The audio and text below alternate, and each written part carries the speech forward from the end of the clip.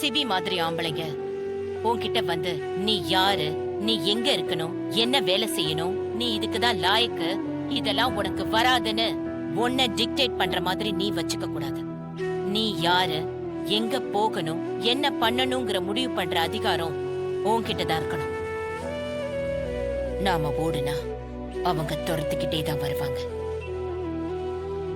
நாம பயப்படாம திரும்பி நின்னு முறைச்சா போதும், அவங்க ஓடிடுவாங்க.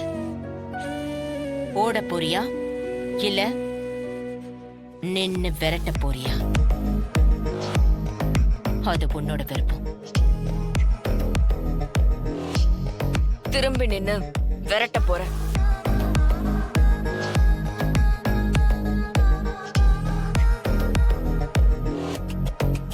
Very good, good decision.